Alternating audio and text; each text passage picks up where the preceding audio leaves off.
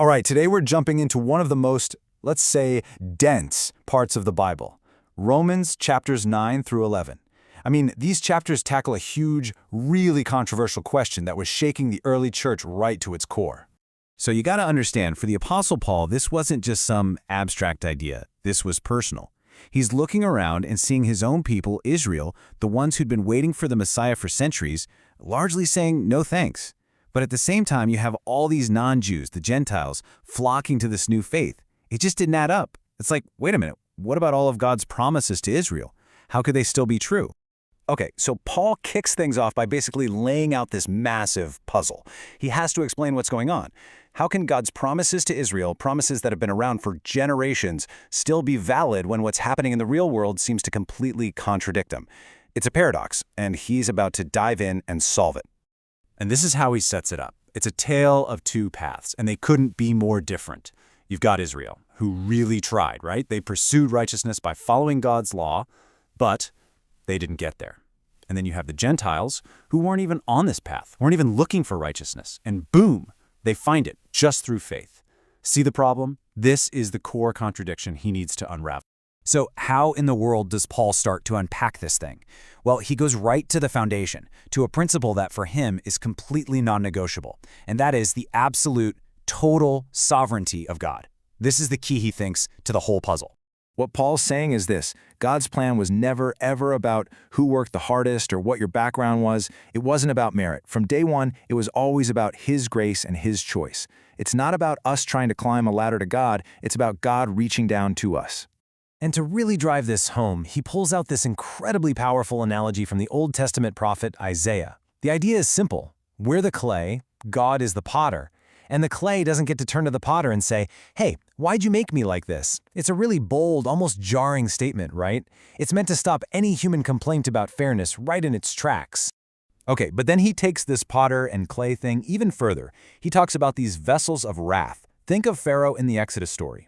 Paul's argument is that God allows figures like that to exist for a very specific reason, to show everyone His incredible power. And in that contrast, he also reveals the amazing depth of His glory to the vessels of mercy, that's everyone, Jew and Gentile, that He has chosen. All right, now get ready for a major twist in the argument.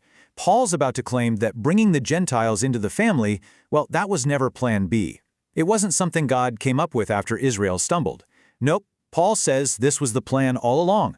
And the clues were hidden in plain sight, right there in Israel's own scriptures. So how does he prove it? He grabs this quote from the prophet Hosea. Now, originally, that quote was all about God restoring a rebellious Israel. But Paul does something brilliant with it. He says, look, if God could take Israel when they were acting like they weren't His people and call them my people again, then of course He has the power to do the very same thing for the Gentiles, who, were never His people to begin with. It's a really clever bit of reasoning. And he's not just pulling this out of thin air. This wasn't some one-off idea. You can find this theme all over the place in the Old Testament prophets, like Isaiah and Zechariah. The idea that God's family would one day expand beyond just ethnic Israel, it was already there, woven right into the story.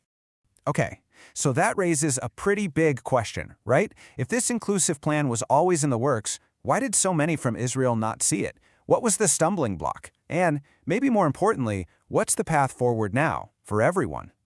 Paul points to the core problem, and it's a subtle but crucial one.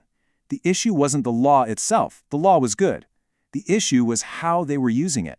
They were trying to treat it like a checklist to earn their way into God's good graces, to prove their own righteousness. But Paul says that was never the point of the law. It was supposed to point to something or someone else. And then he lays out the alternative path, and it's shockingly simple, totally accessible. He does this other really bold thing. He takes a famous passage from Deuteronomy that was originally about the law being easy to access, and he reapplies it to Jesus. The message is that salvation isn't some impossible quest. The word you need is right here. It's as close as the words on your lips and the belief in your heart. And this all builds to a really powerful idea, that Jesus Himself is this stone from the prophecies. For the people trying to build their own righteousness on the foundation of the law, He ended up being a stumbling block. But for everyone else, Jew or Gentile, who simply puts their trust in Him, He becomes the cornerstone of a brand new, totally inclusive community. But hang on, Paul's not done yet. He knows that some of his Gentile readers might be getting a little puffed up about all this. So he ends with one final metaphor. It's beautiful, it's powerful, and it's designed to show that God has not given up on his promises to Israel, not by a long shot. He brings up this image of a cultivated olive tree. Now, for his audience, this would have been an instant connection. It was a deeply resonant symbol for the people of Israel. And then he explains that this tree has been through some pretty radical gardening, you could say. First off, he says some of the natural branches were broken off. These represent the people in Israel who didn't accept this new path of faith. Their unbelief led to them being, well, pruned from the tree. And then, in their place, something totally unexpected happened.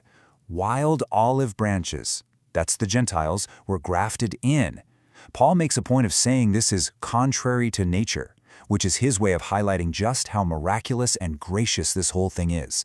The Gentiles are now getting their life from the very same roots, the heritage and promises given to Israel. But here's the absolute genius of the plan, according to Paul. Grafting in the Gentiles isn't the final move. It's actually part of a bigger strategy. The goal is to make the original branches jealous, a kind of good jealousy. The hope is that when they see these outsiders passionately embracing their God, it will stir something in them, make them want to come back and be grafted into their own tree. The ultimate goal is the salvation of all Israel.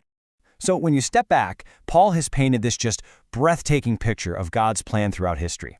It's a design where nothing is wasted, not even rejection or failure. It's all woven together by a sovereign God into this incredible story of redemption that includes everyone. And it just leaves you with this question, doesn't it? A plan where failure actually leads to mercy and a stumbling block becomes the cornerstone.